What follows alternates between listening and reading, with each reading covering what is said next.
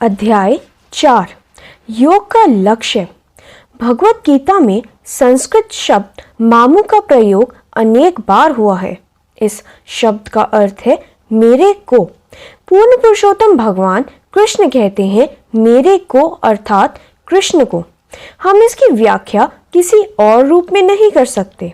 जब मैं कहता हूँ मुझे पानी का एक गिलास ला दो, तो इसका अर्थ यह है कि मैं वह व्यक्ति हूँ जिसे पानी के गिलास की आवश्यकता है, और इसीलिए यदि आप पानी का यह गिलास मुझे देंगे, किसी अन्य को नहीं, तो यह ठीक ही होगा। जब कृष्ण कहते हैं मेरे को, तो इसका अर्थ होता है कृष्ण को। किंतु अनेक दार्शनिक फिर भी इसकी व्याख्या करते हैं किसी अन्य को। व्याकरण की दृष्टि से भी यह अर्थ गलत है। जो मनुष्य कृष्ण के प्रति अनुरक्त है वे कृष्ण भावना भावित है। उनका कहना है कि यदि आप अपनी प्रेमिका के प्रति आसक्त हैं, तो आप सदैव उसका चिंतन करते रहते हैं। यह प्रेम भावना है, यह स्वाभाविक है।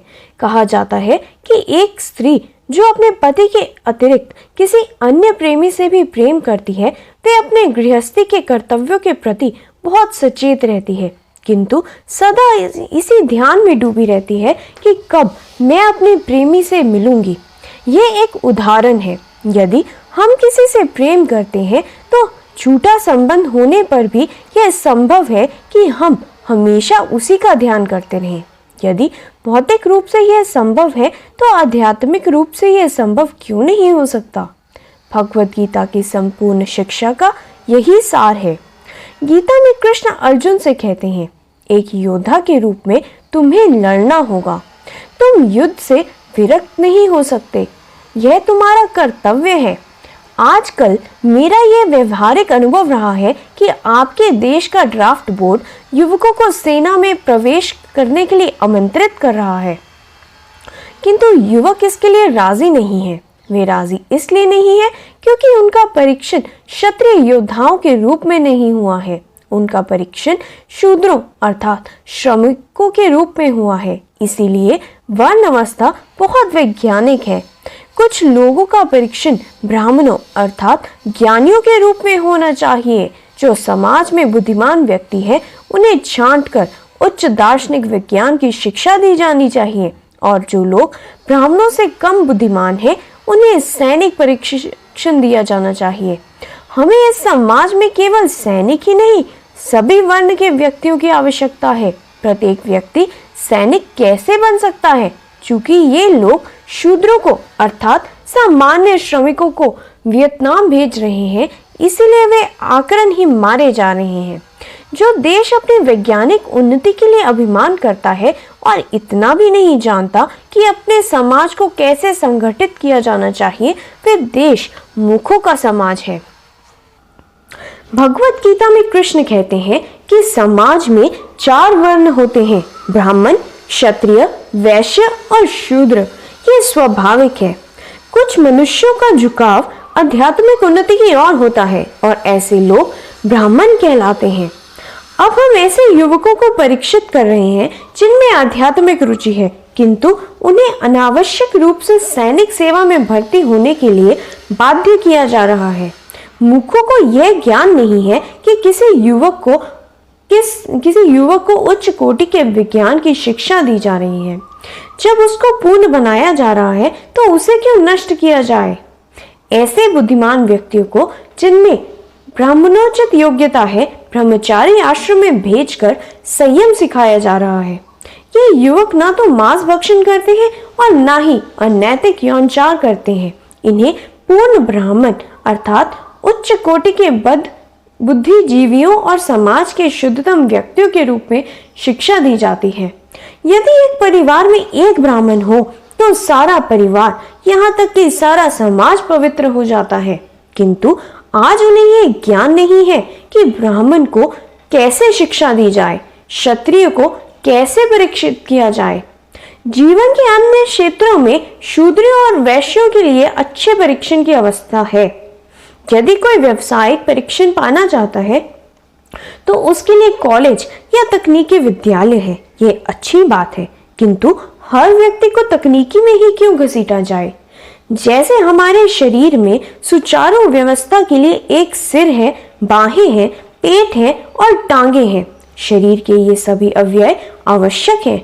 मूर्खता है, हमें सभी अवयवों की आवश्यकता है। मान लीजिए कि एक शरीर है जिसमें सिर नहीं है, तो यह मृत शरीर ही होगा। यदि शरीर तो सुरक्षित है किंतु उसमें सिर नहीं है, तो भी यह मृत शरीर ही कहलाएगा। सिर शरीर का एक बौद्धिक अवयव माना जाता है। इसी प्रकार यदि समाज में कोई ब्राह्मण नहीं है, तो समाज का स्वरूप मृत शरीर के समान होगा। यदि समाज में कोई आध्यात्मिक व्यक्ति नहीं है, तो वह मृत समाज कहलाएगा। इसीलिए कृष्ण कहते हैं, मैंने समाज को गुण और कर्म के आधार पर 4 भागों में विभाजित किया है। यदि कोई ब्रह्मचारी ब्राह्मण के रूप में कार्य करता है और उसने भगवान कृष्ण को जानने का गुण अर्जित कर लिया है, तो उसे सैनिक कार्रवाई के लिए क्यों बुलाया जाए? शरीर की भुजाएं क्षत्रिय है। समाज और देश की रक्षा के लिए निश्चय ही सैनिक व्यवस्था आवश्यक है। इसे कोई अस्वीकार नहीं कर सकता, किंतु इस कार्य के लिए ब्राह्मणों की आवश्यकता नहीं है। यह तो ऐसा हुआ जैसे माल ढोने वाली गाड़ी के आगे घुड़दौड़ का घोड़ा लगा दिया जाए। घुड़दौड़ के घोड़े का प्रयोजन अलग है। अन्य भार ढोने वाले अन्य जानवर जैसे गधे, खच्चर और बैलगाड़ी खींचने के लिए आवश्यक है। मैं ये बात स्पष्ट कहता हूँ, प्रत्येक व्यक्ति इसे समझे कि ऐसे समाज जिसमें कोई आध्यात्मिक व्यक्ति या कृष्ण भावना भावित व्यक्ति नहीं है, मूढ़ समाज है, क्योंकि उसका सिर नहीं है। यदि सिर के बिना कोई व्यक्ति है, तो वह मृत शरीर ही है। और यदि मस्तिष्क नहीं है, तो शरीर भी नहीं है। और यदि मस्तिष्क ठीक ढंग से काम नहीं करता, तो वह पागल आदमी है। यदि उसका सिर ही नहीं है, तो वह मृत व्यक्ति है। क्या आप सोच सकते हैं कि एक मृत समाज या पागलों के समाज में कभी शांति रह सकती है? नहीं। यदि समाज में पागल ही पागल है, तो शांति का तो प्रश्न ही नहीं उठता। इसीलिए कृष्ण भावनामृत का अध्ययन वर्तमान समाज के लिए अत्यंत महत्वपूर्ण है। समाज का नेतृत्व करने वाले राष्ट्रपति और रक्षा सचिव जैसे व्यक्तियों को आत्मा के विज्ञान की समझ होनी चाहिए। हाल ही में जब मैं आपके देश में आ रहा था, मेरी भेंट टोक्यो में जापान सरकार के एक सचिव से हुई। मैंने उसे समझाना चाहा कि उसे इस आंदोलन का सहयोग प्रदान करना चाहिए, तो उसने कहा, ओह, हम किसी धार्मिक आंदोलन को सहयोग नहीं दे सकते। वे सरकार के मुख्य सचिवों में से एक है और इतना मूर्ख है, वह इस आंदोलन को एक धार्मिक आंदोलन समझता है। वह इसे भी अन्य अनेक भावुक धर्मों के समान ही समझता है, किंतु ये आंदोलन कोरा भावुक आंदोलन नहीं है। ये समाज की आवश्यकता है। समाज के एक वर्ग के लिए कृष्ण भावना भावित होना आवश्यक है, अन्यथा समाज नष्ट प्राय है और नरक में जा रहा है। जब ऐसे मूल लोग सरकारी विभागों में प्रमुख हैं, तो शांति कैसे हो सकती है? आप कुत्तों के समाज में शांति की अपेक्षा कैसे कर सकते हैं? कुत्ते का स्वभाव दूसरे कुत्ते को देखकर भौंकने का है। तो आपको कहने का तात्पर्य यह है कि यदि मानव समाज कुत्तों के समाज के रूप में, बिल्लियों के समाज के रूप में या शेर चीतों के समाज के रूप में परिणत हो जाए, तो शांति स्थापित हो सकती है। बाघ बहुत शक्तिशाली जानवर है। वह अन्य अनेक जानवरों को मार सकता है, किंतु क्या इसका मतलब यह होगा कि वह सबसे महत्वपूर्ण जानवर है? नहीं, उसका समाज में कोई उपयोग नहीं है। अब हम बहुत शक्तिशाली हो गए हैं और लड़ने के लिए हमारे पास अच्छे हथियार भी हैं और हम बहुत से लोगों को मार सकते हैं, किंतु ये भद्र व्यक्तियों और ये भद्र समाज के लक्षण नहीं है। हमारा उद्देश्य बंदरों, व्यागों, गधों या दुष्टों के ऐसे समाज का निर्माण करना नहीं है जो केवल कठोर परिश्रमी है। क्या आप समझते हैं कि गधों का समाज जीवन में कोई लाभ प्राप्त कर सकता है? नहीं। जिन व्यक्तियों में कृष्ण के प्रति आसक्ति भाव विकसित हो गया है, उनकी आसक्ति और भी बढ़ सकती है। मेरे पश्चिम में आने से पूर्व कृष्ण भावनामृत जैसा कोई आंदोलन नहीं था, किंतु अब यह आंदोलन विकसित हो रहा है। कृष्ण का जन्म आपके देश में नहीं हुआ था और ना ही आप कृष्ण को अपने धार्मिक भगवान के रूप में मानते हैं, परंतु कृष्ण इतने आकर्षक हैं कि विदेशी होते हुए भी आप अपरिचित नहीं हैं। कृष्ण के लिए आप विदेशी नहीं हैं, वे सबके हैं। यदि हम उन्हें विदेशी बना लेते हैं तो वह हमारी मूर्खता है। गीता में कृष्ण कहते हैं, मेरे प्रिय अर्जुन, इसमें संदेह नहीं है कि जीवन के अनेक विभिन्न रूप और अनेक योनियां हैं, परंतु मैं ही उनका पिता हूँ। जरा देखिए कि कृष्ण किस प्रकार विश्वव्यापी हैं, न केवल मानव समाज के लिए बल्कि पशु समाज, पक्षी समाज और जंतु समाज भी उन्हीं का है। कृष्ण कहते हैं, मैं उनका पिता हूँ। तो कृष्ण विदेशी कैसे हुए? ये एक मानसिक मन घड़ंत बात है। कुछ लोग कहते हैं कि कृष्ण भारतीय है या कृष्ण की पूजा हिंदुओं द्वारा की जाती है, इसीलिए वे हिंदू देवताओं में से एक हैं और वे सोचते हैं कि कृष्ण कह रहे हैं कि हाँ, मैं हिंदू देवता हूँ, हाँ, मैं भारतीय हूँ। परंतु कृष्ण तो सूर्य के समान है। क्या सूर्य भी कभी अमेरिकी और भारतीय होता है? कोई भी वस्तु अमेरिकी या भारतीय नहीं है, ये सब कृत्रिम है।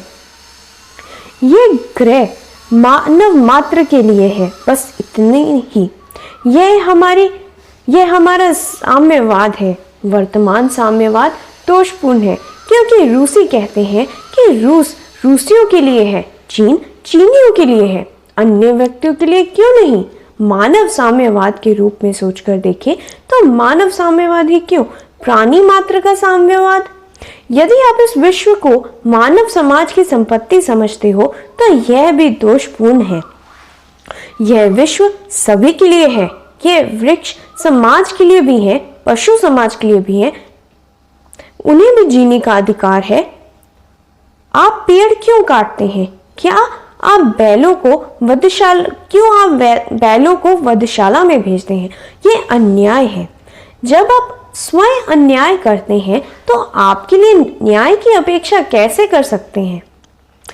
हम कृष्ण भावना भावित नहीं हैं। हम नहीं जानते कि कृष्ण ही हमारे आदि पिता हैं और हम सब उनके पुत्र हैं।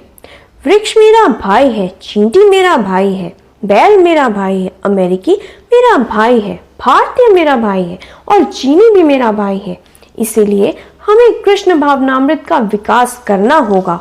हम विश्व बंधुत्व और संयुक्त राष्ट्र की मूर्खतापूर्ण बातें करते हैं। यह सब मूर्खता है। या तो आप पिता को स्वीकार करें, अन्यथा यह कहा जाएगा कि मानवता या भाईचारे की अनुभूति कैसे की जाए, इस विषय में आपको कोई ज्ञान नहीं है। इसीलिए वे वर्षों से केवल बात ही कर रहे हैं। क्या आप संयुक्त राष्ट्र संघ को नहीं देखते? उसका मुख्यालय न्यूयॉर्क में है। वहां से केवल मूर्खतापूर्ण बातें करते हैं, बस यही उनका काम है। इसीलिए जब तक कि पूर्ण रूप से कृष्ण भावना स्थापित नहीं हो जाती, तब तक विश्व की स्थिति में कोई सुधार नहीं हो सकता। कृष्ण कहते हैं कि आपको उनके प्रति अनुराग का विकास करना होगा। शुरू में इसका आरंभ करें। आप ऐसा कर सकते हैं क्योंकि ये कृत्रिम नहीं है। यहाँ मेरे कुछ निष्ठावान विद्यार्थी हैं जिनमें ये भावना विकसित हो रही है। वे अभी तक पूर्ण तो नहीं है, परंतु वे कृष्ण के प्रति अनुरक्ति में वृद्धि कर रहे हैं। अन्यथा हरे कृष्ण का मन कीर्तन करने में वे अपना समय क्यों नष्ट करें? वे ऐसा कर रहे हैं। ऐसा किया जाना संभव है। यदि आप प्रयत्न करें तो किसी भी वस्तु के लिए प्रेम विकसित कर सकते हैं, किंतु कृष्ण भावनामृत का विकास बहुत स्वाभाविक है, क्योंकि कृष्ण किसी धर्म या संप्रदाय विशेष से संबंधित नहीं है। कृष्ण कहते हैं, मैं सबका हूँ। इसीलिए मूल रूप से हम सभी लोग कृष्ण से संबंधित हैं, किंतु हम केवल उन्हें भूल गए हैं। कीर्तन की यह प्रक्रिया आपको कृष्ण का स्मरण जागृत करने के लिए है। ऐसा नहीं है कि हम कृत्रिम रूप से किसी बात को आप में प्रविष्ट कर रहे हैं। नहीं, कृष्ण पहले से ही आपसे संबंधित है, किंतु आप उन्हें भूल गए हैं और हम आपकी मूल चेतना को जगाने के लिए आपको एक विधि समझा रहे हैं, इसीलिए आप हमारे मंदिर आ सकते हैं। यह तो एक प्रारंभ होगा। आप कृष्ण या कृष्ण के भक्तों के दर्शन कर सकते हैं और हरे कृष्ण महामंत्र का कीर्तन कर सकते हैं। कृष्ण अपने नाम से भिन्न नहीं है, क्योंकि वे पूर्ण है। वे अपने शब्दों से अभिन्न है। कृष्ण का नाम और व्यक्ति कृष्ण अलग अलग नहीं है, क्योंकि सब कुछ कृष्ण है। अद्वैतवाद सर्वेश्वरवाद या भगवान के साथ एक होने का दर्शन अपूर्ण है। जब उस एकत्व का उपयोग कृष्ण को समझने में होता है, तब वह पूर्ण बनता है। यदि कृष्ण सर्वोच्च सत्य है, जिनसे सभी वस्तुओं का उद्भव हुआ है, तो सर्वस्व कृष्ण ही है। जैसे आपके पास सोने की एक खान है और आप सोने के बर्तन और गहने तथा अन्य अनेक वस्तुएं तैयार कर रहे हैं, तो ये सब वस्तुएं सोना ही है, क्योंकि मूल धातु सोना है। आप इसे कर्णफूल कह सकते हैं, किंतु कर्णफूल के आगे स्वर्ण शब्द लगाना होगा। स्वर्ण सोने के कर्णफूल। आप इसे गले का हार भी कह सकते हैं, परंतु यह सोना है, क्योंकि मूल रूप से यह सोने की खान से आए हैं। इसी प्रकार प्रत्येक वस्तु का उद्भव कृष्ण से हुआ है। यदि कृष्ण सर्वोच्च परम सत्य है, तो कोई वस्तु उनसे भिन्न नहीं है। जैसे कर्णफूल, गले का हार, चूड़ी या कलाई की घड़ी के अलग अलग नाम होते हुए भी वे सब सोने से ही बने हैं, इसलिए वे सोना ही है। परंतु साथ ही साथ आप ये भी नहीं कह सकते कि ये सोना है। आप कहेंगे ये सोने का गले का हार है, ये सोने का कर्णफूल है। मायावादी या निर्विशेषवादी कहेंगे कि प्रत्येक वस्तु ब्रह्म है, परंतु ये ठीक नहीं है। इसे गीता के 13वें अध्याय में भली भांति समझाया गया है। मेरा विस्तार सर्वत्र है और मेरा अव्यक्त पहलू है। कृष्ण अपने निराकार पहलू के द्वारा सर्वत्र विद्यमान है, परंतु फिर भी वे एक व्यक्ति हैं। मायावादी दार्शनिकों का विचार है कि यदि कृष्ण सर्वस्व है, तो यहाँ पर कृष्ण के भिन्न होने की संभावना कहाँ है। ये मेरी दुष्टता है, क्योंकि यह विचार भौतिक दृष्टि से किया गया है। यह आध्यात्मिक ज्ञान नहीं है। भौतिक दृष्टि से मान लीजिए कि आप कागज का एक टुकड़ा लेते हैं और फाड़ कर उसे टुकड़े टुकड़े कर देते हैं और फिर उन्हें चारों तरफ बिखेर देते हैं। मूल कागज का कोई अस्तित्व नहीं रह जाता। ये भौतिक दृष्टि से है, परंतु वेदों में लिखा गया है कि परम सत्य इतना पूर्ण है कि यदि पूर्ण में से पूर्ण निकाल दिया जाए, तो भी पूर्ण ही शेष बचता है। एक में से एक घटाने पर एक बचता है। भौतिक विचार की दृष्टि से एक में से एक घटाने पर शून्य बचता है, किंतु आध्यात्मिक दृष्टि से ऐसा नहीं है। आध्यात्मिक दृष्टि से एक में से एक घटाने पर एक ही शेष रहता है और एक में एक जोड़ने पर भी एक ही होता है। कृष्ण सर्वस्व है। मायावादी हमारे अचर विग्रहों को यहाँ वहाँ देखकर कहते हैं, ओह, उन्होंने लकड़ी के कुछ स्वरूप लगा दिए हैं और वे उन्हें भगवान मानकर उनकी पूजा कर रहे हैं। परंतु जो कृष्ण विज्ञान को जानता है, वह समझता है कि कृष्ण सब कुछ है, इसीलिए वे सभी वस्तुओं में प्रकट हो सकते हैं। बिजली के साथ बिजली का प्रवाह भी पूरे तार के साथ चलता है। आप जहां भी इसका स्पर्श करेंगे, इसे अनुभव कर लेंगे। इसी प्रकार कृष्ण का प्रवाह भी उनके निराकार पहलू में सर्वत्र है और यांत्रिक ही जानता है कि उस शक्ति का प्रयोग कैसे किया जाए। फोन स्थापित करने से पहले हम टेलीफोन के बारे में बात कर लेते हैं और पैसे के विषय में चर्चा करने से पहले भी व्यक्ति को सूचित कर देते हैं कि उसे यह पता करने के लिए तत्काल आ जाना चाहिए कि फोन कहाँ जोड़ा जा सकता है, और वह आकर अपना काम कर देता है तथा हमें पता भी नहीं लगता, क्योंकि वह तकनीक जानता है। इसीलिए मनुष्य को यह मालूम होना चाहिए कि कृष्ण के साथ संबंध कैसे जोड़ा जाए। कृष्ण सर्वत्र है और यही कृष्ण भावनामृत है, किंतु हमें यह ज्ञान होना चाहिए कि हम लकड़ी, लोहे या धातु के कृष्ण आकार से कृष्ण को कैसे निकालें। आपको यह सीखना होगा कि प्रत्येक वस्तु में हर समय विद्यमान कृष्ण से संपर्क कैसे किया जाए, इसे योग पद्धति के अंतर्गत समझाया गया है। कृष्ण भावनामृत भी योग है, पूर्ण योग, सभी यौगिक पद्धतियों में श्रेष्ठ योग। किसी योगी के आने पर हम चुनौती देते हुए कह सकते हैं कि यह सर्वोत्तम योग पद्धति है और साथ ही सरलतम भी। इससे पहले कि आप कुछ शक्ति का अनुभव करें, आपको कुछ सप्ताह शारीरिक व्यायाम करने की आवश्यकता नहीं होगी, परंतु कृष्ण भावनामृत में कभी आप थकान का अनुभव नहीं करेंगे। हमारे सभी अनुयायी कृष्ण भावनामृत में अधिक से अधिक काम करने के लिए उत्सुक रहते हैं। प्रभुपाद, मैं क्या कर सकता हूँ? और वे वास्तव में ऐसा करते भी हैं। भौतिक जगत में आप थोड़ा सा काम करने पर भी निर्बलता का अनुभव करने लगते हैं। वस्तुतः मैं स्वयं भी कोई व्यायाम नहीं करता हूँ। मैं 72 वर्ष का वृद्ध व्यक्ति हूँ।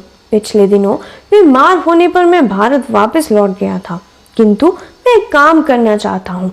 वस्तुतः मैं इन सभी कामों से निवृत्त हो सकता था, किंतु जहाँ तक बन सके मैं काम करते रहना चाहता हूँ। मैं दिन रात सीखते रहना चाहता हूँ। रात को मैं डिक्टाफोन के साथ काम करता हूँ और यदि मैं काम न कर सकूं तो मुझे बड़ा खेद रहता है। यही कृष्ण भावनामृत है। प्रत्येक व्यक्ति को काम करने के लिए उत्सुक रहना चाहिए। यह कोई निठल्लों का समाज नहीं है। हमारे पास बहुत से काम हैं, पत्र पत्रिकाओं का संपादन, उनका विक्रय आदि। केवल पता लगाइए कि आप किस तरह से कृष्ण भावना भावित हो सकते हैं। यदि आप वास्तव में ही शांति प्राप्त करना चाहते हैं, सुखी रहना चाहते हैं, तो कृष्ण भावनामृत का विकास कीजिए और इसका प्रारंभ कृष्ण के प्रति अनुरक्ति का विकास करने से होगा। इसकी हमारे यहाँ निर्धारित प्रक्रिया है कि आप भगवान के श्री विग्रह के सामने कीर्तन करें, नाचें और आध्यात्मिक आहार भगवान को अर्पित करें। इससे आप और आध्यात्मिक कृष्ण भावना भावित हो जाएंगे। भगवद गीता में वर्णित योग पद्धति इन दिनों पश्चिम प्रचलित नकली योग पद्धति से नितांत भिन्न है। पश्चिम में तथाकथित योगियों द्वारा प्रचारित योग पद्धतियां प्रामाणिक नहीं है, योग कठिन है। प्रथम नियम है इंद्रियों का नियंत्रण में रखना। योगी को मैथुन करने की अनुमति नहीं है। यदि आप नशा करते हैं, मांस भक्षण करते हैं और खूब क्रीड़ा में भाग लेते हैं तो ये सब मूर्खता है। आप ये सब करते हुए योगी नहीं बन सकते। मैं ये जानकर अचंभित रह गया कि एक योगी यहाँ आया और उसने भारत में यह प्रचारित किया कि आप मद्यपान करते हुए भी योगी बन सकते हैं। यह योग पद्धति नहीं है, ये प्रामाणिक पद्धति नहीं है। आप चाहे तो इसे योग कह सकते हैं, परंतु ये मानव योग की पद्धति नहीं है। योग पद्धति का अभ्यास इस युग में विशेष रूप से कठिन है। श्रीमद् भागवत में बताया गया है कि योग का अर्थ है परमात्मा विष्णु पर ध्यान एकाग्र करना। वे हमारे हृदय में बसे हैं और उन पर अपना ध्यान एकाग्र करने के लिए आपको इंद्रियों का निग्रह करना होगा। इंद्रियां ठीक उत्तेजित घोड़ों के समान कार्य करती हैं। यदि आप आपकी गाड़ी के घोड़ों को नियंत्रित न कर सके तो यह बहुत भयानक सिद्ध हो सकता है। जरा कल्पना कीजिए कि आप गाड़ी पर सवार हैं और आपके घोड़े उत्तेजित होकर आपको नरक में खींचे ले जा रहे हैं, तो आपकी क्या स्थिति होगी? योग पद्धति का अर्थ है इंद्रिय निग्रह। इंद्रियों की तुलना सांप से भी की जा सकती है। सांप नहीं जानता कि उसका मित्र कौन है और शत्रु कौन है। वह किसी को भी काट लेता है और सांप के काटते ही मृत्यु हो जाती है। इसी प्रकार यदि अनियंत्रित इंद्रियां अपने मन माने ढंग से कार्य करती हैं, तो आप समझ लीजिए कि आप भयानक स्थिति में हैं। कहा जाता है कि बहुत विषयी होने पर मनुष्य अपने आप में नहीं रहता, वह अपनी पहचान खो देता है और अपने आप को भूल जाता है। इंद्रियों से उत्तेजित होकर मनुष्य अपने बच्चों और अपनी बेटी पर भी हमला कर बैठता है। इसीलिए जो लोग आध्यात्मिक मार्ग पर प्रगति कर रहे हैं, उनके लिए ही नहीं बल्कि सभी लोगों के लिए शास्त्रों में लिखा है कि उन्हें एकांत में अपनी माँ, बेटी या बहन के साथ भी नहीं बैठना चाहिए, क्योंकि इंद्रियां इतनी प्रबल हैं कि एक बार उनके उत्तेजित होने पर आप भूल जाएंगे कि वह आपकी माँ, बहन या बेटी है। आप कह सकते हैं कि यह बात केवल कुछ मूर्ख लोगों के लिए ही सत्य हो सकती है, किंतु शास्त्र कहते हैं नहीं, आपको अपनी माँ, बहन या बेटी के साथ भी एकांत स्थान पर नहीं बैठना चाहिए, क्योंकि इंद्रियां इतनी प्रबल हैं कि आप कितने भी नैतिक क्यों ना हो, फिर भी आप इंद्रियों के कारण खींचे जा सकते हैं। इस विश्व में हमारी स्थिति, हमारा दुख इसी शरीर के कारण है। यह शरीर सभी दुखों का कारण है। इसीलिए हमारा अंतिम लक्ष्य होना चाहिए इस भौतिक शरीर से बाहर निकलकर आध्यात्मिक शरीर में स्थित होना। यह विदेशी वातावरण है। आध्यात्मिक दृष्टि से आत्मा स्वतंत्र है, किंतु भौतिक वातावरण से यह बंद हो गया है और शरीर इसी पदार्थ से बना है। मनुष्य यह जिज्ञासा करने के लिए योग्य है कि वह शरीर है या कुछ और। इसे आसानी से समझा जा सकता है। मैं ये शरीर नहीं हूँ, क्योंकि मृत्यु के समय शरीर तो रहता है, यद्यपि प्रत्येक व्यक्ति चिल्लाता है, ओह बेचारा चला गया, मनुष्य वहां पड़ा है। फिर आप क्यों कहते हैं कि वह चला गया? वह तो वहां पड़ा है। उस समय हम अनुभव कर सकते हैं कि शरीर मनुष्य नहीं है, वास्तविक मनुष्य तो चला गया। बचपन का शरीर युवा शरीर में परिणत हो जाता है और इस प्रकार बचपन का शरीर चला जाता है। इसी प्रकार जब किशोर शरीर चला जाता है तो आपको मेरे जैसा वृद्ध शरीर भी स्वीकार करना पड़ता है। शरीर बदल रहा है, प्रतिवर्ष ही नहीं प्रति क्षण बदल रहा है, किंतु फिर भी आप वही हैं। यह समझना बहुत आसान है। चूंकि शरीर है इसलिए दुख है। प्रत्येक व्यक्ति जीवन के हर क्षेत्र में, आर्थिक क्षेत्र में, राजनैतिक क्षेत्र में या किसी अन्य कार्य क्षेत्र में, सामाजिक या राष्ट्रीय क्षेत्र में इस दुख से निकलने का प्रयत्न में लगा है। कोई और काम नहीं है। राष्ट्रीय या सामाजिक रूप में, व्यक्तिगत या सामूहिक रूप में हम सब दुख भोग रहे हैं और इस दुख का कारण है शरीर। योग का अर्थ है जिज्ञासा। मैं कौन हूँ? यदि मैं ये शरीर नहीं हूँ तो फिर मैं क्या हूँ? मैं एक शुद्ध आत्मा हूँ। अब यदि मेरी शारीरिक या इंद्रियों की गतिविधियां दोषपूर्ण हैं, तो मैं अपने आप को समझ नहीं पाऊंगा कि मैं कौन हूँ। भगवत गीता में कहा गया है कि हम सब महान मूर्ख हैं। मूर्ख क्यों? क्योंकि हम ये शरीर धारण किए हुए हैं, इसीलिए मूर्ख हैं। यदि कोई अपने आप को मकान में आने के लिए आमंत्रित करता है, परंतु आप नहीं जानते कि वहां खतरा है, तो क्या आप वहां जाना चाहेंगे? आप कहेंगे, ओह नहीं, मैं वहां नहीं जाऊंगा, वहां बहुत खतरा है, मैं वहां क्यों जाऊं? इसी प्रकार क्या आपको नहीं लगता कि शरीर संकटपूर्ण है? फिर आप बार बार जन्म लेकर यहाँ क्यों आ रहे हैं? जब आप हवाई जहाज में उड़ते हैं तो आप हमेशा भयभीत रहते हैं कि कहीं जहाज दुर्घटनाग्रस्त ना हो जाए। और यह दुर्घटना क्या है? यह शरीर के कारण है। आत्मा पर दुर्घटना का कोई असर नहीं हो सकता, परंतु आप फिर भी सदा ही भयभीत रहते हैं। आत्मा नित्य है और शरीर अनित्य है। क्योंकि आत्मा अस्तित्व है और आत्मा के अनित्य शरीर का वर्ण किया है, इसीलिए आप दुख भोगते हैं। तो समस्या ये है कि इससे बाहर कैसे निकला जाए। जैसे आप ज्वर से निकलने का प्रयास करते हैं, ज्वर की स्थिति आपका सामान्य स्थायी जीवन नहीं है।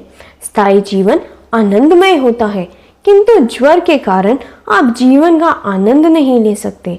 जब आप बीमार होते हैं तो आप बाहर नहीं निकल सकते, आपको विश्राम करना पड़ता है और अनेक औषधियों की आवश्यकता होती है, किंतु हम इन्हें पसंद नहीं करते। मैं आखिर बीमार हूं भी क्यों? फिर भी आप बीमार होते हैं। इसी प्रकार हमें सदैव ये जानना चाहिए कि शुद्ध आत्मा ही यही शरीरबद्ध अवस्था का एक रुग्ण अवस्था है। और यदि कोई यह भी नहीं जानता कि वह रोगी है, तो वह निश्चय ही मूर्ख है। वह प्रथम श्रेणी का मूर्ख है। शास्त्रों में लिखा है कि प्रत्येक व्यक्ति मूर्ख ही जन्म लेता है, क्योंकि उसका शरीर होता है, इसीलिए वह मूर्ख ही जन्म लेता है। कोई भी जीव अमेरिकी या भारतीय, कुत्ता या बिल्ली इससे मुक्त नहीं है। बस आप रोग तक आ पहुंचते हैं। यदि आप अनुभव करते हैं कि मैं एक अमेरिकी हूं, तो यह एक प्रकार का रोग है। यदि आप अनुभव करते हैं कि मैं भारतीय हूं, तो यह भी एक प्रकार का रोग है। यदि आप अनुभव करते हैं कि मैं बिल्ली हूं, तो यह भी रोग है। ना तो आप कुत्ते हैं, ना बिल्ली, ना भारतीय, ना गोरे, ना काले। आप आत्मा है, यह आपकी पहचान है। और यदि कोई यह सत्य नहीं जानता कि मैं शुद्ध आत्मा हूं, तो उसके सभी कार्य असफल होते हैं। ईसा मसीह ने भी इसी प्रकार की शिक्षा दी। यदि तुम अपने आत्मा को खोकर संपूर्ण विश्व को प्राप्त कर लेते हो, तो तुम्हें इससे क्या लाभ होगा? लोग नहीं जानते कि वे कौन है, फिर भी वे पागलों की तरह काम करते रहते हैं। जरा देखिए, ये सब लोग काम में लगे हैं। ये सभी पागल हैं। ना तो ये अमेरिकी, ना ये भारतीय, और ना ही जर्मन या जापानी है। वे इनमें से कुछ भी नहीं है। उन्हें इस बुरे स्थान पृथ्वी पर आने का अवसर दिया गया है, और इस प्रकार का विशेष स्थान पर जन्म लेने के कारण उनका शरीर विशेष जाति का है, और बस वे उसी के पीछे पागल हैं। भगवत गीता में कहा गया है कि जैसे हमारे बाहरी वस्त्र बदले जाते हैं, ठीक उसी प्रकार यह शरीर भी बदला जाता है। योग का अर्थ है इस भौतिक शरीर के बंधन से बाहर निकलने की प्रक्रिया। जैसे आप बार बार वस्त्र बदलते रहते हैं, उसी प्रकार आप जन्म और मृत्यु को प्राप्त करते हैं, और यही आपके दुखों का कारण है। यदि आप यह नहीं समझते, तो आपके सभी कार्यों का अंत असफलता में होगा। योग का अर्थ है इस शरीर के बंधन से बाहर निकलना, और इसका अर्थ है अपने आप को जानना। माता पिता ने इस शरीर को जन्म दिया है, इसी प्रकार शुद्ध आत्मा के रूप में आप ही इस देह के जन्म के स्रोत हैं। हमारा आशय किसी ऐतिहासिक तिथि से आरंभ होकर किसी अन्य दिन को समाप्त होने वाले जन्म से नहीं है। नहीं, आत्मा का यह स्वरूप नहीं है। उसका ना कोई आदि है और ना अंत। परंतु भगवत गीता में कहा गया है कि आत्मा भगवान का ही विभिन्न अंश है। भगवान शाश्वत है। भगवान आनंद से परिपूर्ण है। परम पुरुष भगवान की स्थिति यह है कि वे आनंदमय है, सनातन है और ज्ञानमय है, और उन परम भगवान से विभिन्न न होने के कारण हमने भी हमारे अणु आकार के अनुसार आंशिक आनंद और शाश्वतता है, तथा हम उसी आंशिक मात्रा में ज्ञान से परिपूर्ण हैं। सभी प्राणियों में मनुष्य को सबसे अधिक बुद्धिमान माना गया है, परंतु वे अपनी बुद्धि का दुरुपयोग कर रहे हैं।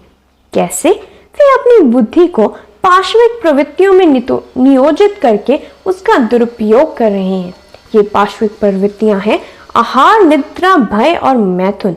यदि आप आधुनिक सभ्यता की प्रवृत्ति का विश्लेषण करें, तो पाएंगे कि प्रत्येक मनुष्य पशु जीवन के इन 4 सिद्धांतों में ही व्यस्त है। वे लोग सोते हैं और आरामप्रद निद्रा के लिए गद्दों का निर्माण करते हैं। वे आहार की प्रवृत्ति के लिए सुस्वादु व्यंजन बनाते हैं, और विषय भोग की आवश्यकता के लिए वे बहुत ही उत्तम रीति से अपनी वासना को उत्तेजित करते हैं, और बहुत से अनुभवों के द्वारा वे अपने देश की रक्षा कर रहे हैं। ये भय की प्रवृत्ति है। परंतु ये प्रवृत्तियां आप जानवरों में भी पाएंगे। वे भी अपने ढंग से निद्रा कर लेते हैं, आत्मरक्षा में प्रवृत्त होते हैं। भले ही उनके पास अनुभव ना हो, फिर भी वे आत्मरक्षा के लिए कोई ना कोई उपाय ढूंढ ही लेते हैं। आप अपने शत्रु को मार सकते हैं, या फिर वे आपको मार सकता है, किंतु वास्तव में बचाव कहीं नहीं है। आप अपना बचाव नहीं कर सकते। जहां कहीं आप अणुबम गिराएंगे, तो न्यूक्लियर रेडिएशंस के कारण आप ही आहत होंगे। इसलिए आपकी समस्याओं का ये समाधान नहीं है। समस्या का समाधान तो यह है कि आप जीवन की बंद अवस्था से बाहर निकल आए। इसी को योग कहते हैं, और योग का अर्थ है स्वयं को सर्वोच्च से जोड़ना। कोई ना कोई शक्ति सर्वोपरि है। ये भौतिक सृष्टि कितनी सुंदर है। क्या आपको नहीं लगता कि इसके पीछे आपका कोई मित्र है? आकाश कितना सुंदर है, अनाज उत्पन्न होता है, चंद्रमा अपने नियत काल में उगता है, सूर्य अपने नियत समय पर निकलता है और आपके स्वास्थ्य के लिए और सभी ग्रह मंडलों के लिए वह ऊष्मा प्रदान करता है। सभी कुछ सुव्यवस्थित है और फिर भी मूर्ख कहते हैं कि इसके पीछे किसी का मस्तिष्क नहीं है। ये तो सब स्वतः हो रहा है।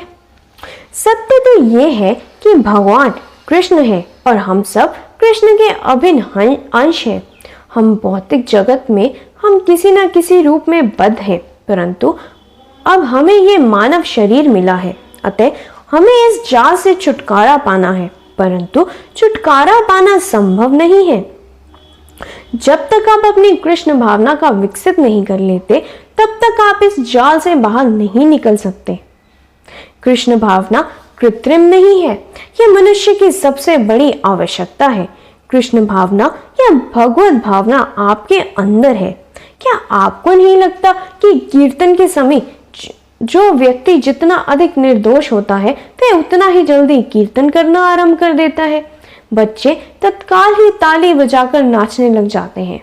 यह उनके भीतर है और यह कृष्ण भावनामृत बहुत सरल है। इसलिए जब तक आप कृष्ण भावनामृत का विकास नहीं कर लेते, तब तक बद्ध जीवन के जाल से छुटकारा पाने का कोई उपाय नहीं है। आपको यह समझना होगा, यह कोई भावुकता नहीं है, नहीं, यह एक महान विज्ञान है। आपको इसे अच्छी रीति से समझना है, तब मानव जीवन सफल होगा, अन्यथा यह निष्फल होगा। आप एक बहुत ही महान राष्ट्र हो सकते हैं, परंतु ये जीवन की समस्याओं का हल नहीं है। कृष्ण की इस कृपा से अपनी जीवन शक्ति से आपकी सेवा में समर्थ हूं। मैंने 1967 में अस्वस्थता के कारण अमेरिका छोड़ दिया था, परंतु जीवन और मृत्यु सब कृष्ण पर ही निर्भर है। मैंने सोचा मैं वृंदावन वापस चला जाऊं, क्योंकि वृंदावन एक पवित्र स्थान है जहां कृष्ण भावनामृत अधिक प्रबल है। मैंने सोचा कि मैं वहां जाकर कृष्ण भावनामृत में प्राण छोड़ दूंगा। वास्तव में यदि आप कृष्ण भावनामृत के वातावरण में हो तो आप यहाँ पर भी वृंदावन का अनुभव कर सकते हैं। वृंदावन एक ऐसा विशेष स्थान नहीं है जिसे वृंदावन के नाम से पुकारा जाता है। कृष्ण कहते हैं, मैं भगवत धाम वैकुंठ में निवास नहीं करता हूँ, ना ही मैं योगी के हृदय में निवास करता हूँ। योगी यह जानता है कि हृदय के भीतर कृष्ण कहाँ स्थित थे, परंतु कृष्ण कहते हैं, मैं दिव्य आकाश में स्थित अपने धाम में निवास नहीं करता हूँ, ना ही मैं योगी के हृदय में हूँ। तब आप कहाँ निवास करते हैं? कृष्ण कहते हैं, मैं वहां रहता हूँ जहां मेरे शुद्ध भक्त मेरा गुणगान करते हैं। वही वृंदावन है।